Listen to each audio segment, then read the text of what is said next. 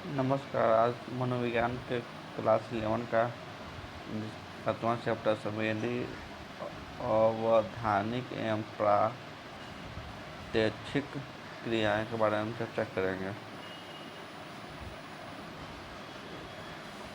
स्मरणीय तथ्य: हमारे बाह्य एवं आंतरिक जगत का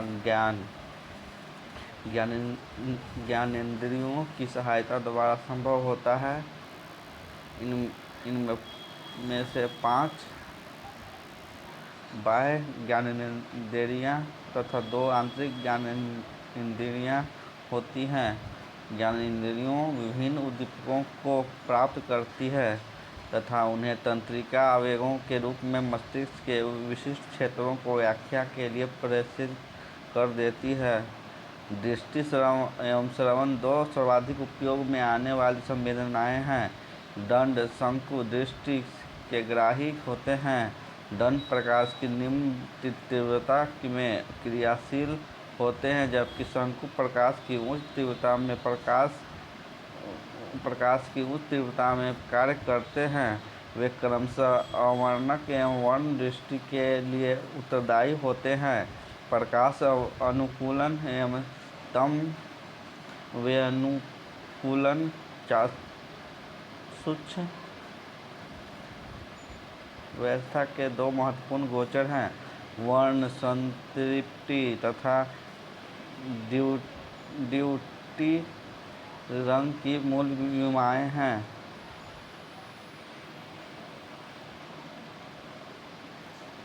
श्रवण संवेदना के लिए ध्वनि उद्दीपक होती है। तीव्रता, तारतम्य तथा स्वर विशेषता ध्वनि की प्रमुख विशेषताएं हैं।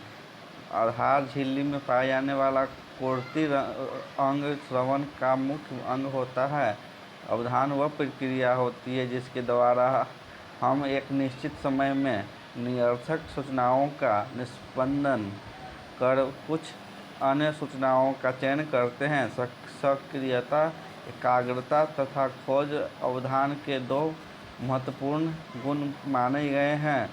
चयनात्मक तथा संदिग्ध अवधान के 2 प्रमुख प्रकार होते हैं।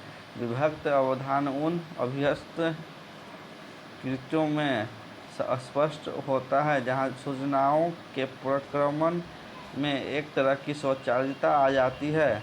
अवधान विस्तृत जादुई संख्या 7 से 2 अधिक अथवा कम हो सकती है। प्रत्यक्षण का संबंध ज्ञानेंद्रियों से प्राप्त सूचनाओं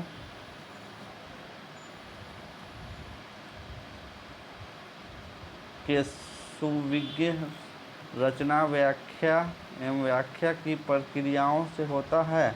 मानव अपनी अभिप्रेरणा, प्रत्याशा, संज्ञानात्मक शैली तथा सांस्कृतिक पृष्ठभूमि के आधार पर अपने संसार का प्रत्यक्षण करते हैं।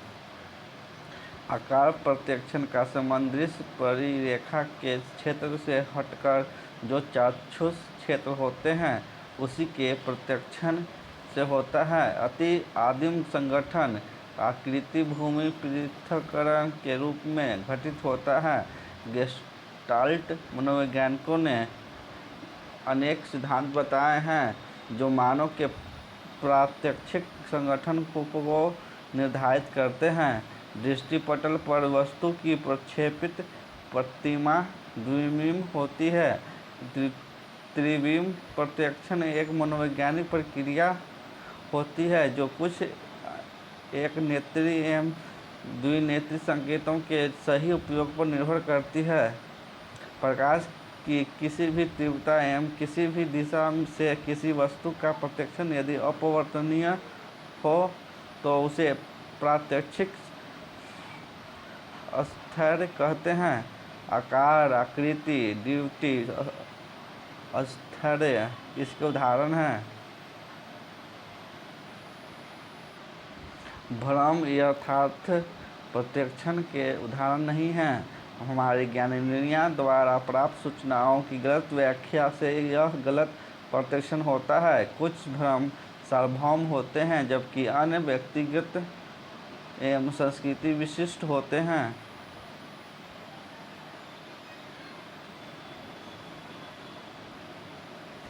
सामाजिक सांस्कृतिक कारक हमारे प्रशिक्षण में महत्वपूर्ण भूमिका का निर्वहन करते हैं। वे लोगों में प्रात्यक्षिक अनुमान की कुछ आदतों एवं उद्दीपकों की प्रमुखता के प्रति विभेदक अंतरंगता उत्पन्न कर कार्य करते हैं।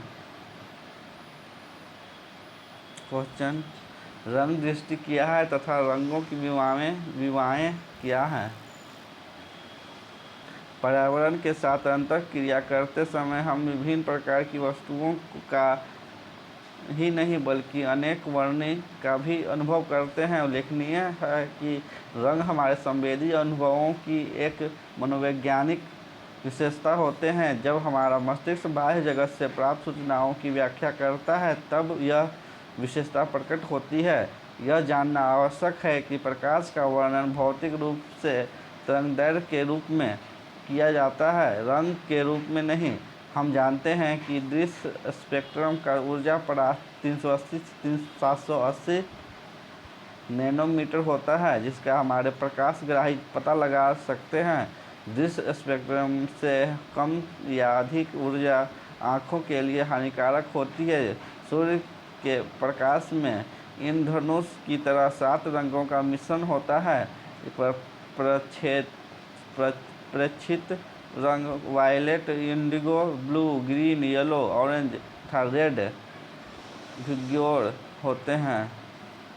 रंगों की विवाहें समान वर्ण दृष्टि का एक व्यक्ति लगभग 70 लाख से अधिक विभिन्न रंगों की छटाओं में अंतर कर सकता है। हमारे रंगों के अनुभव का वर्णन 3 मूल विवाहों के रूप में किया जा सकता है। ये विवाहें हैं वर्ण संतृप्त धुति।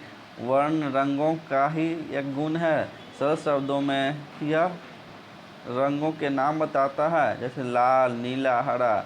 वर्ण तरंगदैर्घ्य के अनुसार घटता बढ़ता है तथा प्रत्येक रंग की पहचान विशिष्ट तरंगदैर्घ्य के आधार पर होती है। उदाहरण के लिए नीले रंग का तरंगदैर्घ्य 465 नैनोमीटर तथा हरे रंग का तरंगदैर्घ्य 500 नैनोमीटर होता है। अवर्णक रंग जैसे काला, सफ़ेद एवं भूरा वर्ण के आधार पर नहीं पहचाने जाते हैं। संतृप्त एक मनोवैज्ञानिक गुण है जो किसी सतह अथवा वस्तु के वर्ण की सापेक्ष मात्रा के संबंधित होती है। एक तरंगदैर्घ्य का प्रकाश अधिक संतृप्त प्रतीत होता है। जब हम कई तरंगदैर्घ्यों का मिश्रण करते हैं तो संतृप्ति की मात्रा घट जाती है। भूरा रंग पूर्णतः असंतृप्त होता है। ड्यूटी ब्राइटनेस प्रकाश की प्रत्यक्षित तीव्रता होती है। यह वर्ण अवर्णक दोनों रंगों के आधार पर बदलती रहती है। सफ़ेद एवं काला रंग ड्यूटी बीमा के शीर्ष एवं तल को प्रदर्शित करते हैं। सफ़ेद रंग में ड्यूटी की मात्रा सबसे अधिक होती है, जबकि काले रंग में ड्यूटी की मात्रा सबसे कम होती है। श्रवण संवेदना कैसे घटित होती है? उत्तर, पिन्ना ध्वनि कंपन को एकत्र करती है तथा उसे श्रवण द्वारा कर्णपटल तक पहुंचाती है। टिम्पैनिक गुटिका से कंपन 3 छोटी अस्थिकाओं को स्थानांतरित कर होता है, जो इसकी शक्ति में वृद्धि कर उसे आंतरिक कान में तक पहुंचाती है। आंतरिक कान में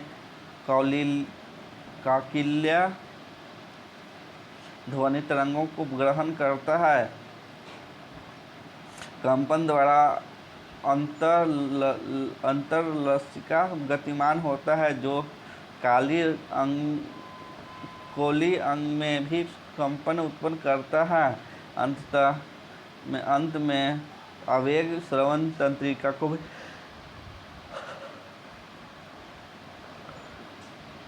भेजा जाता है, जो काकिल्या के धरातल पर उत्पन्न होता है तथा श्रवण वलकुट को जमा को जाता है जहाँ आवेग की व्याख्या होती है।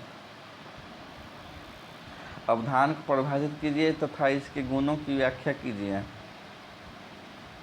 उत्तर: अवधान या ध्यान शब्द से प्रत्येक व्यक्ति परिचित है। सामान्य बोलचाल की भाषा में इस शब्द का पर्याप्त प्रयोग होता है और मुक्त व्यक्ति बहुत ही ध्यान से अपना कार्य करता है। पाठ याद करने के लिए ध्यान लगाना आवश्यक है। बिना ध्यान लगाए किया गया कार्य बिगड़ जाता है। इन सब वाक्यों से स्पष्ट होता है कि ध्यान कोई शक्ति है जिसे केंद्रित किया जाता है। मनोविज्ञान में अवधान या ध्यान का व्यवस्थित एवं वैज्ञानिक अध्ययन किया जाता है।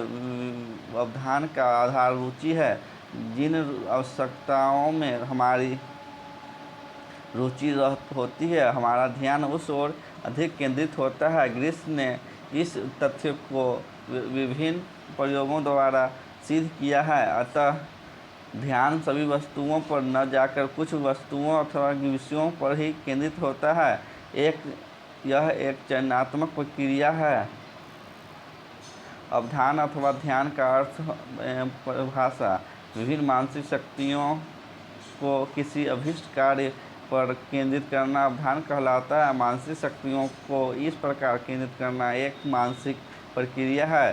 सामान्य रूप से हर समय वातावरण में विद्यमान अनेक उत्तेजनाएं व्यक्ति की ज्ञानेंद्रियों को प्रभावित करती रहती है, परंतु व्यक्ति न तो सब उत्तेजनाओं को ग्रहण करता है और न ही उनके प्रति अपनी प्रतिक्रिया प्रकट करता है। व्यक्ति इस उत्तेजना को ग्रहण करेगा, यह विभिन्न कारकों पर निर्भर करता है। जिस उत्तेजना को यह ग्रहण करना चाहता है, उसी उत्तेजना पर उसे ध्यान केंद्रित करना होगा। इस प्रकार कहा जा सकता है कि अवधान या ध्यान एक चयनात्मक क्रिया भी है। संक्षेप में कहा जा सकता है कि किसी उत्तेजना के प्रति व्यक्ति की चेतना अथवा मानसिक शक्तियों के केंद्रीयकरण की प्रक्रिया ही ध्यान या अवधान है। अवधान की विभिन्न विद्वानों द्वारा प्रतिपादित परिभाषाएं निम्नलिखित हैं।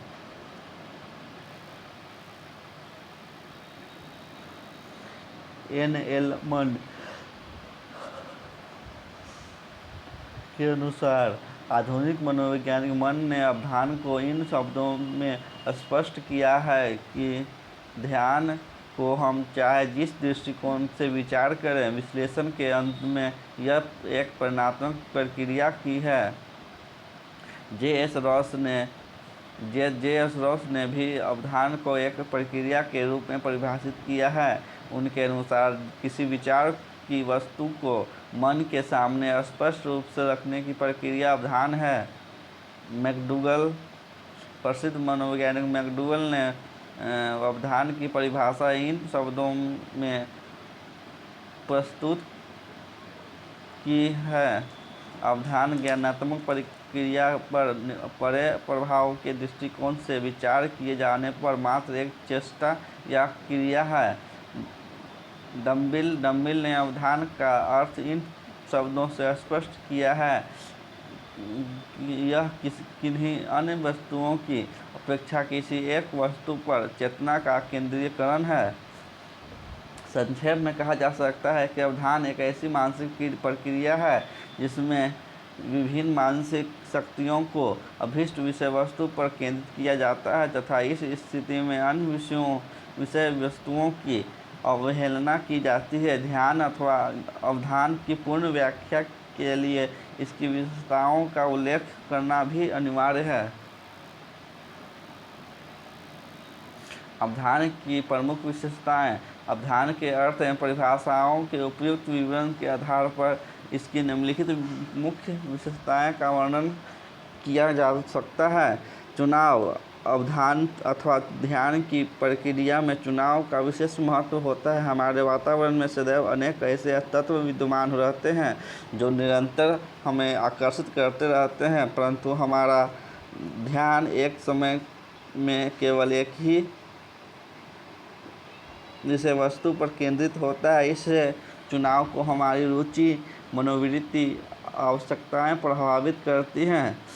चंचलता अवधान की एक मुख्य विशेषता यह है कि बहुत ही चंचल होता है। किसी एक विषय वस्तु पर कोई समय तक ध्यान को केंद्रित नहीं किया जा सकता। सामान्य रूप से यह ध्यान केवल कुछ सेकंड तक ही पूर्ण रूप से केंद्रित रह पाता है।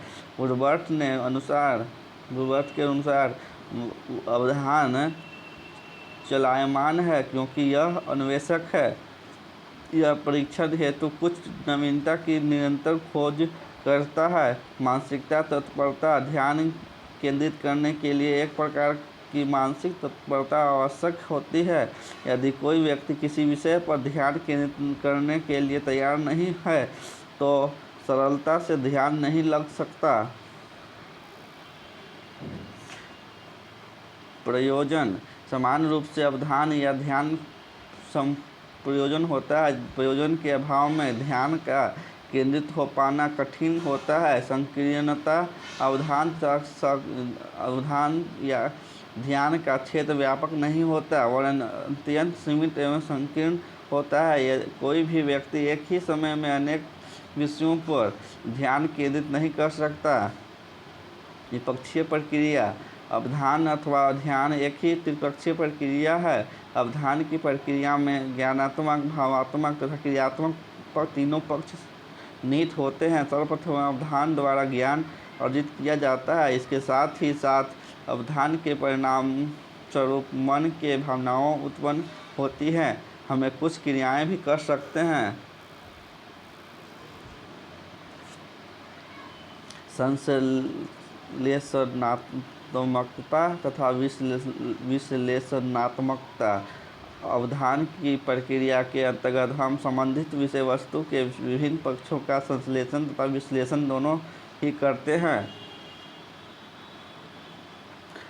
अन्वेषणात्मकता अवधान सदैव अन्वेषणात्मक होता है। प्रत्येक नवीन विषय वस्तु की ओर हमारा ध्यान स्वाभाविक रूप से ही आकृष्ट हो जाता है।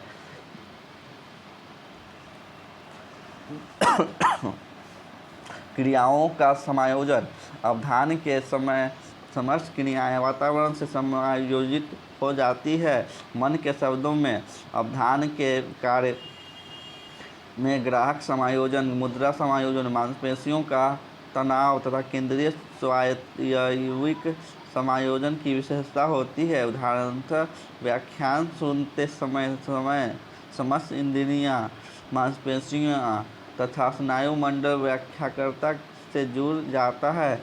सजीवता अवधान की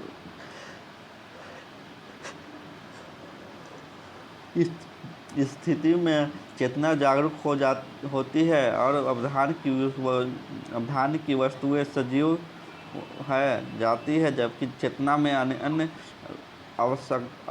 वस्तुओं का अस्तित्व निर्जीव हो जाता है। अगला क्वेश्चन, चयनात्मक अवधान के निर्धारकों का वर्णन कीजिए। चयनात्मक अवधान संदर्भित अवधान से किस प्रकार भिन्न होता है? चयनात्मक अवधान का संबंध मुख्यतः अनेक उद्दीपकों में से कुछ सीमित उद्दीपकों अथवा वस्तुओं के चयन से होता है। हमारे प्रात्यक्षिक तंत्र में सूचनाओं को प्राप्त करने एवं उनका प्रक्रमण करने की सीमित क्षमता होती है। इसका अर्थ यह है कि एक विशेष समय में केवल कुछ उद्दीपकों पर ही ध्यान दे सकते हैं। यह प्रश्न यह है कि इनमें से किन उद्दीपकों का चयन और प्रक्रमण होगा। मनोवैज्ञानिकों ने उद्दीपकों के चयन को निर्धारित करने वाले अनेक कारकों का पता लगाया। चयनात्मक अवधान को प्रभावित करने वाले कारक। चयनात्मक अवधान को अनेक कारक प्रभावित करते हैं। ये सामान्यतया उद्दीपकों की विशेषताओं तथा व्यक्तियों की विशेषताओं से जुड़े होते हैं। इन्हें सामान्यतया बाह्य या आंतरिक कारकों में वर्गीकृत किया जाता है। बाह्य कारक ये कारक उद्दीपकों के लक्षणों से संबंधित होते हैं। अन्य चीज़ों के स्थिर होने पर उद्दीपकों के आकार, तीव्रता, गति अवधान के प्रमुख निर्धारक होते हैं। बड़ा, द्युतिमान तथा गतिशील उद्दीपक हमारे अवधान में शीघ्रता से आ जाता है। जो उद्दीपक नवीन होते हैं तथा समान रूप से जटिल होते हैं, वे भी सरलतापूर्वक हमारे अवधान में आ जाते हैं। अध्ययनों से ज्ञात हुआ है कि मनुष्य के फोटो चित्र अन्य निर्जीव वस्तुओं के फोटो चित्र की तुलना में हमारे ध्यान में शीघ्रता से आ जाते हैं। इस प्रकार शाब्दिक कथनों की तुलना में लयबद्ध श्रवण उद्दीपक शीघ्रता से उद्दीपित होते हैं। अवधान के लिए आकस्मिक एवं तीव्र उद्दीपकों में ध्यानाकर्षण की अद्भुत क्षमता होती है। आंतरिक कारक, वे कारक व्यक्ति के अंदर पाए जाते हैं। इन्हें दो मुख्य श्रेणियों में वर्गीकृत किया जा सकता है: अभिप्रेरणात्मक कारक, संज्ञानात्मक कारक। अभिप्रेरणात्मक कारकों का संबंध हमारी जैविक एवं सामाजिक आवश्यकता से होता है। जब हम भूखे होते हैं तो भोजन की हल्की गंध को भी हम सूंघ लेते हैं। जिस विद्यार्थी की परीक्षा देनी होती है, वह परीक्षा न देने वाले विद्यार्थियों की तुलना में शिक्षक के भाषण पर अधिक ध्यान केंद्रित करता है। संज्ञानात्मक कारकों के अंतर्गत अभिरुचि, अभिवृत्ति, पूर्व विन्यास आदि कारक आते हैं। वस्तुएं तथा अथवा घटनाएं जो रुचिकर होती हैं, व्यक्तियों के ध्यान में शीघ्रतापूर्वक आती है। इस प्रकार जिन वस्तुओं अथवा घटनाओं के प्रति हम अनुकूल दृष्टि से रुचि लेते हैं, उन पर शीघ्रतापूर्वक ध्यान देते हैं। पूर्व विन्यास एक मानसिक स्थिति उत्पन्न करता है जो एक निश्चित दिशा में कार्य करने को प्रेरित करती है। यह तत्परता भी उत्पन्न करती है जिससे व्यक्ति एक विशेष उद्दीपक के प्रति अनुक्रिया करने का उन्मुख होता है, अन्य के प्रति नहीं। संधिप्त अवधान, यहाँ चयनात्मक अवधान मुक्त उद्दीपकों के चयन से संबंधित होता है, वहीं संधिप्त अवधान का संबंध एकाग्रता से होता है। यह हमारी उस योग्यता से जुड़ा होता है जिससे हम अपना ध्यान किसी वस्तु अथवा घटना पर देर तक बनाए रखते हैं। इसे सतर्कता भी कहते हैं।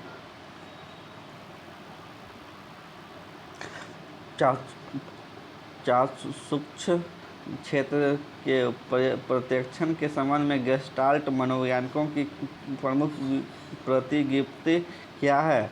ज्ञानेंद्रियों के उद्दीपन के परिणामस्वरूप हम प्रकाश के क्षणदीप्त अथवा ध्वनि अथवा घ्राण का अनुभव करते हैं। यह प्रारंभिक अनुभव, जिसे संवेदना कहते हैं, हम ज्ञानेंद्रियों को उद्दीपित करने वाले उद्दीपक की समझ प्रदान नहीं करता। उदाहरण के लिए हमें इससे प्रकाश, ध्वनि, सुगंध के स्रोत के विषय में जानकारी नहीं मिलती। संवेदी तंत्र द्वारा प्रदान की गई कच्ची सामग्री के अर्थ प्राप्त करने के लिए हम इसका पुनः परिक्रमण करते हैं। ऐसा करने से हम अपने अधिगम, स्मृति, अभिप्रेरणा, संवेग तथा अन्य मनोवैज्ञानिक प्रक्रियाओं के उपयोग हाराद उद्दीपकों को अर्थवान बनाते हैं, जिस क्रिया से हम ज्ञानेंद्रियों द्वारा प्रदान की गई सूचनाओं की पहचान करते हैं, व्याख्या अथवा उसको अर्थवान बनाते हैं, उसे प्रत्यक्षण कहा जाता है। उद्दीपकों अथवा घटनाओं की व्याख्या करने में लोग अपने ढंग से उनको रचित करते हैं। इस प्रकार प्रत्यक्षण बाह्य अथवा आंतरिक जगत में पाई जाने वाली वस्तुओं अथवा घटनाओं की व्याख्या मात्र नहीं है, बल्कि अपने दृष्टिकोण के अनुसार वस्तुओं या घटनाओं को एक रचना भी है, अर्थात बनाने की प्रक्रिया में कुछ उपक्रियाएं अंतर्निहित हैं। प्रत्यक्षण के परिक्रमण उपागम, हम किसी वस्तु की पहचान कैसे करते हैं? क्या हम किसी कुत्ते की पहचान इसलिए करते हैं कि हम उसके रोएदार खाल, उसके 4 पैरों, उसकी आँखों, कानों आदि की पहचान पहले कर चुके हैं, अथवा इन अंगों की पहचान हम इसलिए करते हैं क्योंकि पहले हमने कुत्ते की पहचान की है? यह विचार की प्रत्यभिज्ञान प्रक्रिया अंशों से प्राप्त होती है जो समग्र प्रत्यभिज्ञान का आधार बनती है, उसे ऊर्ध्वगामी परिक्रमण कहते हैं। जब प्रत्यभिज्ञान प्रक्रिया समग्र से प्रारंभ होती है तो उसके आधार पर विभिन्न घटकों की पहचान की जाती है, तो उसे अधोगामी परिक्रमण कहते हैं।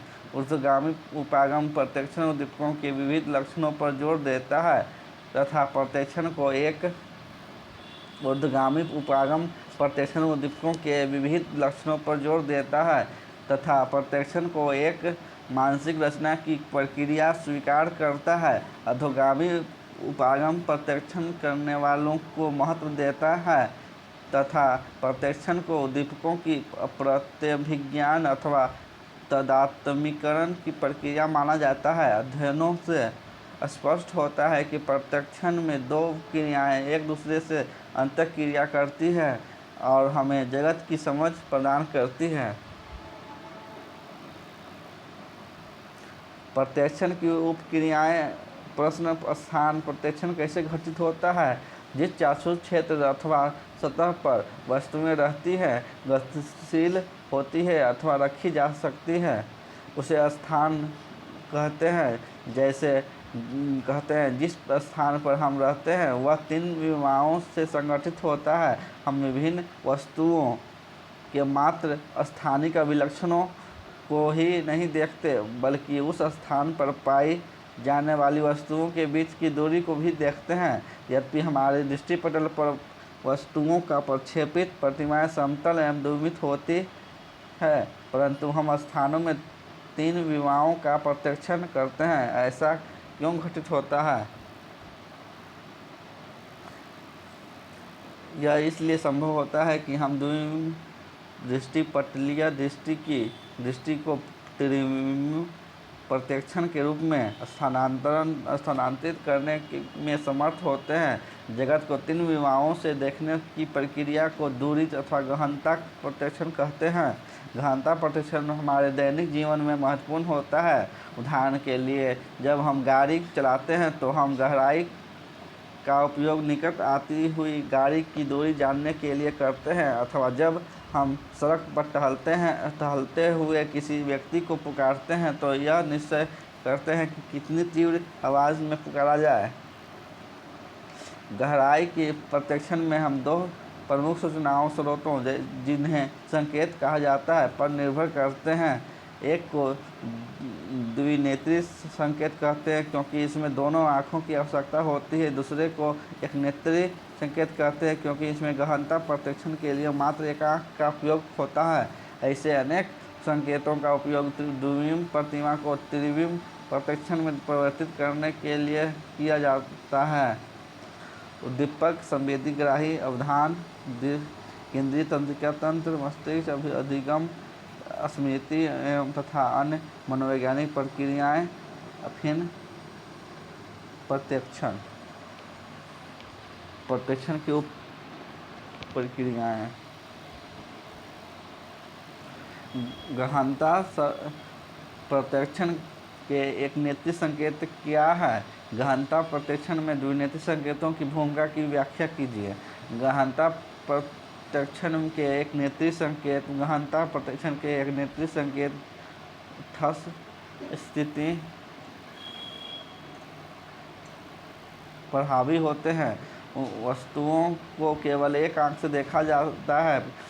ऐसे संकेतों का उपयोग कलाकार अपनी द्विमीय पेंटिंग में गहराई प्रदर्शित करने के लिए करते हैं, इसलिए इन्हें चित्रीय संकेत भी कहा जाता है। कुछ महत्वपूर्ण एक नेत्री संकेत जो द्विमीय सतहों की गहराई एवं दूरी का निर्णय लेने में हमारी सहायता करते हैं। उनका वर्णन नीचे किया जा रहा है। सापेक्ष आकार समान वस्तुओं के साथ वर्तमान एवं भूतकाल के अनुभव के आधार पर दूरी के निर्णय में दृष्टिपटलीय प्रतिमा का आकार सहायता करता है। जैसे ही वस्तु दूर जाती है, वैसे ही दृष्टिपटलीय प्रतिमा छोटी से छोटी होती है। जब कोई वस्तु छोटी दिखती है तो हम उसे दूर में स्थित तथा बड़ी दिखने पर निकट में स्थित के रूप में उसका प्रत्यक्षण करते हैं। अनाच्छादन तथा अतिव्याप्ति के संकेत उस स्थिति में प्रयुक्त होते हैं जब एक वस्तु के कुछ भाग किसी दूसरी वस्तु के अनाच्छादित हो जाते हैं। जो वस्तु अनाच्छादित होती है वह दूर तथा जो वस्तु आच्छादन करती है वह निकट दिखाई देती है। रेखीय परिप्रेक्ष्य इससे इस गोचर का ज्ञान होता है कि जो वस्तुएं दूर होती है वे निकट की वस्तुओं की तुलना में एक दूसरे के निकट दिखती है। उदाहरण के लिए समानांतर रेखाएं जैसे रेल की पटरियां दूरी बढ़ने पर एक दूसरे से मिलती हुई दिखती है। लगता है कि वे क्षैतिज पर समाप्त हो गई है। रेखाएं जितनी एक दूसरे से मिलती है उतनी ही दूर दिखती है। आकाशीय परिप्रेक्ष्य हवाएं धूल एवं आर्द्रता के सूक्ष्म कण होते हैं जिनसे दूर की वस्तुएं धुंधली या अस्पष्ट दिखती है। इस प्रभाव को आकाशीय परिप्रेक्ष्य कहते हैं। उदाहरण के लिए दूर के पहाड़ वातावरण में विकिरण नीले प्रकाश के कारण नीले दिखाई देते हैं, जबकि यह पहाड़ निकट दिखाई देते हैं जब वातावरण स्वच्छ होता है। प्रकाश की छाया प्रकाश में वस्तु के कुछ भाग अधिक प्रकाशित होते हैं जबकि कुछ भाग अंधकार में पड़ जाते हैं। वस्तु की दूरी एवं संबंध में प्रकाशित भाग एवं छाया हमें सूचनाएं प्रदान करती है। सापेक्ष ऊंचाई लंबी वस्तुएं प्रत्यक्षण करने पर प्रेक्षक के निकट दिखती है तथा छोटी वस्तुएं बहुत दूर दिखाई देती हैं। जब हम दो वस्तुओं को एक समान आकार में होने की प्रत्याशा करते हैं और वे समान नहीं होते, उससे जो बड़ी होती है वह निकट की, जो छोटी होती है वह दूर की दिखाई देती है।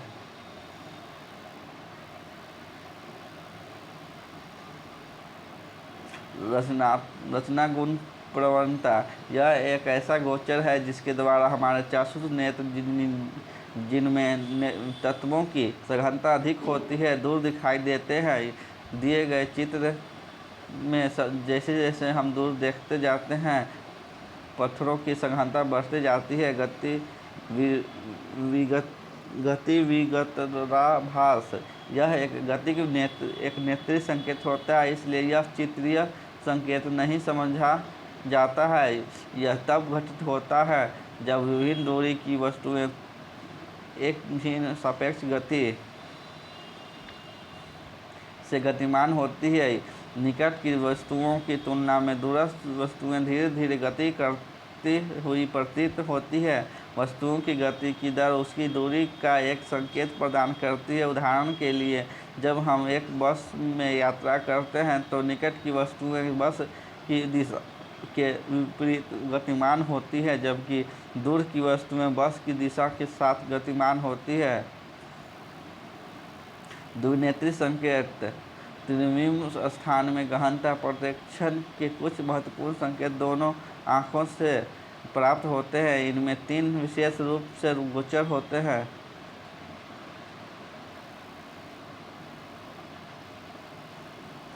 इसलिए दृष्टिपटलीय असमता घटित होती है। वे एक दूसरे से क्षैतिज रूप में लगभग 6.5 सेंटीमीटर की दूरी पर अलग अलग होती है। इस दूरी के कारण एक ही वस्तु की प्रत्येक आँख की रेटिना पर प्रक्षेपित प्रतिमाएं कुछ भिन्न होती हैं। दोनों प्रतिमाओं के मध्य इस विभेद को दृष्टिपटलीय समता कहते हैं। मस्तिष्क अधिक दृष्टिपटलीय असमता की व्याख्या एक निकट की वस्तुओं के रूप में तथा कम दृष्टिपटलीय असमता की व्याख्या एक दूर की वस्तु के रूप में करता है, क्योंकि दूर की वस्तुओं की असमता कम, निकट की वस्तुओं की असमता अधिक होती है। अभिसरण: जब हम आसपास की वस्तुओं को देखते हैं तो हमारी आंखें अंदर की ओर अभिसरित होती है, जिससे प्रतिमा प्रत्येक आँख की गर्तिका पर आ सके। मांसपेशियों का एक समूह आँखें जिस सीमा तक अंदर की ओर परिवर्तित होती है, उसे संबंध से संदेश मस्तिष्क को प्रेषित करता है और इन संदेशों की व्याख्या गहनता प्रक्षेपण के संकेतों के रूप में की जाती है। जैसे जैसे वस्तुएं प्रक्षेपण से दूर होती जाती है, वैसे वैसे अभिसरण की मात्रा घटती जाती है। अभिसरण का अनुभव हम स्वयं कर सकते हैं। एक अंगुली को अपनी नाक के सामने रखिए और उसे धीरे धीरे निकट लाइए। जैसे जैसे आपकी आंखें अंदर की ओर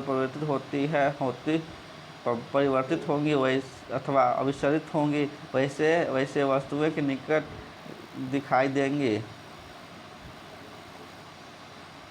समंजन एक प्रक्रिया है जिसमें हम पक्षमाभिकी पेशियों की सहायता से हम प्रतिमा का दृष्टिपटल पर फोकस करते हैं। ये मांसपेशियां आँखों के लेंस की सघनता को परिवर्तित कर देती है। यदि वस्तुएं दूर चली जाती हैं तो तब मांसपेशियां शिथिल रहती हैं। जैसे ही वस्तु निकट आती है, मांसपेशियों में संकुचन की क्रिया होने लगती है तथा लेंस की सघनता बढ़ जाती है। मांसपेशियों में संकुचन की मात्रा का संकेत मस्तिष्क को भेज दिया जाता है, जो दूरी के लिए संकेत प्रदान करता है। अगला क्वेश्चन, भ्रम क्यों उत्पन्न होता है? मानवीय प्रत्यक्षण सर्वदा तथ्यानुकूलन नहीं होते हैं। कभी कभी हम संवेदी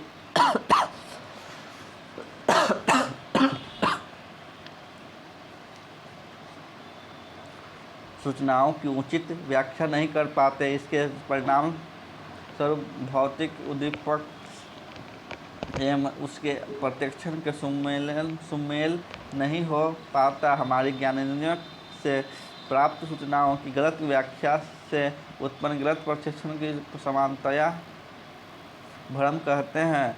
कम या अधिक हम सभी इनको अनुभव करते हैं, इसका अनुभव करते हैं। ये बड़ा उद्दीपन की स्थिति में उत्पन्न होते हैं और समान रूप से प्रत्येक व्यक्ति इसका अनुभव करता है। इसलिए भ्रम को आदिम संगठन भी कहा जाता है।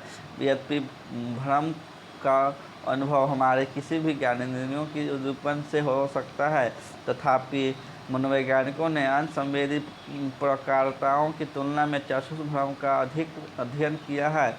कुछ प्रात्यक्षिक भ्रम सार्वभौम होते हैं और सभी लोग में पाए जाते हैं। उदाहरण के लिए रेल की पटरियाँ आपस में मिलती हुई सभी को दिखाई देती है। ऐसे भ्रमों का सार्वभौम अथवा अस्थायी भ्रम कहते हैं, क्योंकि ये अनुभव अथवा अभ्यास से परिवर्तित नहीं होते।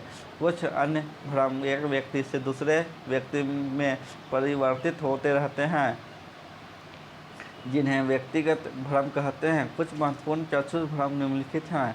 ज्यामितीय भ्रम नीचे दिए गए चित्र में मूलर लायर भ्रम प्रदर्शित किया गया है।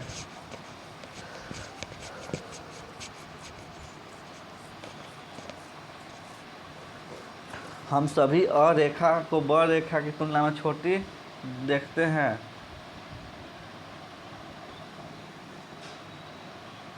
जबकि दोनों रेखाएं समान हैं।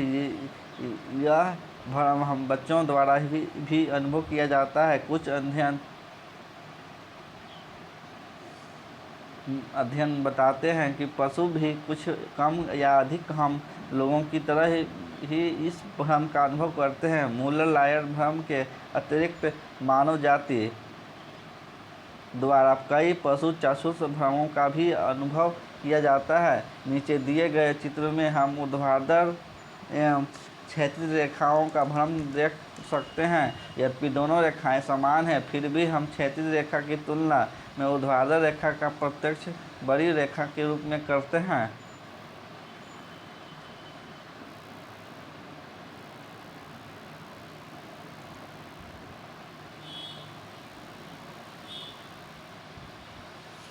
आभासी गतिभ्रम: जब कुछ गतिहीन चित्रों को एक के बाद दूसरा करके एक दूसरे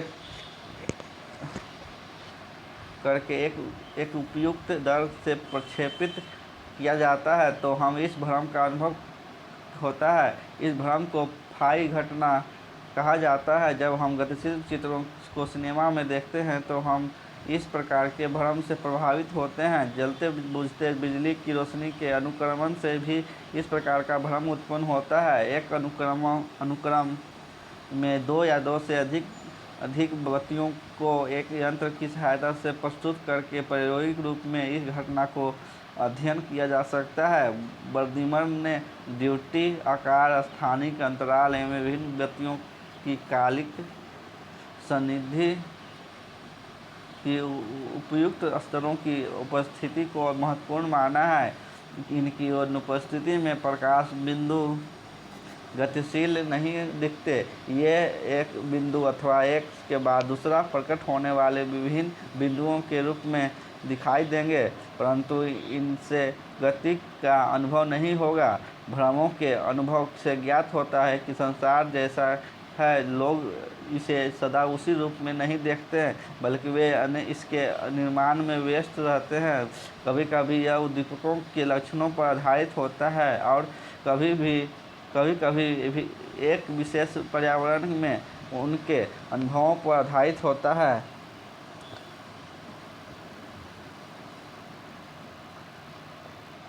संवेदी, अवधानिक एवं प्रत्यक्षिक क्रियाएं: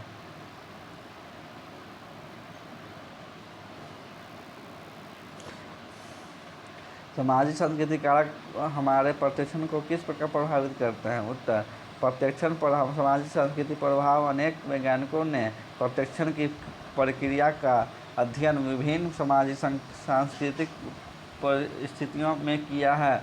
जिन प्रश्नों का उत्तर वे इन अध्ययनों द्वारा खोजते हैं वे क्या विभिन्न सांस्कृतिक स्थितियों में रहने वाले लोगों का प्रत्यक्ष संगठन एक समान होता है? क्या प्रत्यक्ष प्रक्रियाएं सार्वभौम होती है अथवा विभिन्न सांस्कृतिक स्थितियों में बदलती रहती है? चूँकि हम जानते हैं कि संसार के विभिन्न भागों में रहने वाले लोग एक दूसरे से भिन्न दिखाई देते हैं, इसलिए अनेक मनोवैज्ञानिकों का मानना है कि संसार को देखने का उनका तरीका कुछ पहलुओं में भिन्न होना चाहिए। हम मूलर, लायर तथा ऊर्ध्वाधर क्षैतिज भ्रम चित्रों का अध्ययन कर चुके हैं। मनोवैज्ञानिकों ने ऐसे भ्रम चित्रों का उपयोग यूरोप, अफ्रीका, अन्य जगहों पर रहने वाले लोगों के अनेक समूहों के साथ किया है। सेगाल, कैपेबेल तथा हर्शकोविट्ज ने भ्रम संवेदता ने संबंध में विस्तृत अध्ययन किया है, जिसमें उन्होंने अफ्रीका के दूरवर्ती गांवों तथा पश्चिमी देशों की शहरी क्षेत्रों में से प्रदर्शित लिए हैं। यह पाया गया है कि अफ्रीका वाले प्रयोजों में क्षैतिज ऊर्ध्वाधर भ्रम की अधिक संवेदता मिली, जबकि पश्चिमी देशों के प्रयोजों में मूलर लायर भ्रम की अधिक संवेदता मिली। अन्य अध्ययनों में भी इसी तरह का परिणाम प्राप्त हुए हैं। सघन वनों में रहते हुए अफ्रीकी पूर्वजों ने उद्धिरता का नियमित रूप से अनुभव किया था तथा उनकी यह प्रवृत्ति हो गई थी कि वे इनका अधिक अनुमान करने लगे। पश्चिमी पूर्वज जो ऊंचे कोनों से अभिलक्षित पर्यावरण में रह रहे थे वे में यह प्रवृत्ति विकसित हुई। वे रेखाओं की लंबाई जो दोनों तरफ से बंद थी, जैसे वानाग्र का कम अनुमान करने लगे। इस निष्कर्ष की पुष्टि अन्य अध्ययनों में हुई। इनसे पता चलता है कि प्रत्याक्षण की आदतें विभिन्न सांस्कृतिक स्थितियों में अलग अलग तरीके से सीखी जाती हैं।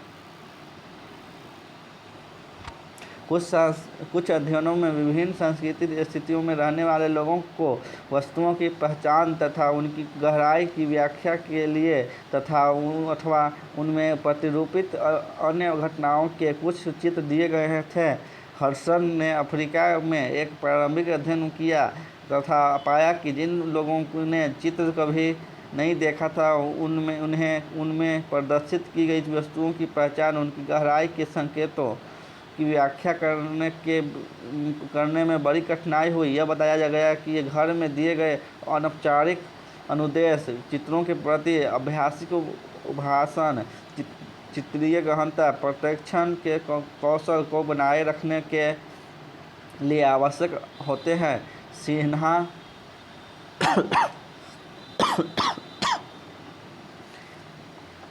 एवं मिश्र ने चित्रीय प्रत्याक्षण पर कई अध्ययन किए हैं। उन्होंने विविध सांस्कृतिक स्थितियों में रहने वाले लोगों जैसे वन में रहने वाले शिकारी जनसमूह, गांव में रहने वाले लोग जैसे कि वनों में रहने वाले शिकारी जनसमूह, गांव में रहने वाले किसान तथा शहरों में नौकरी करने एवं रहने वाले को विविध प्रकार के चित्र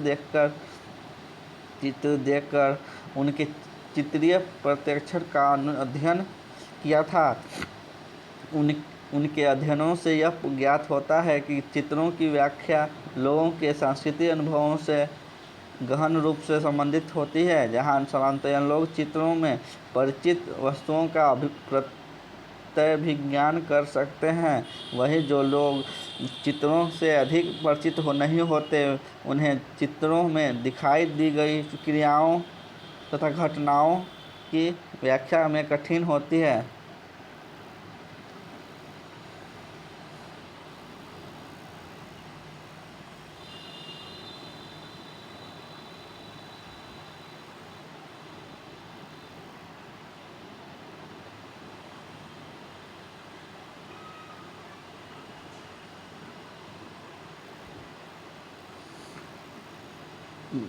ऑब्जेक्टिव क्वेश्चन।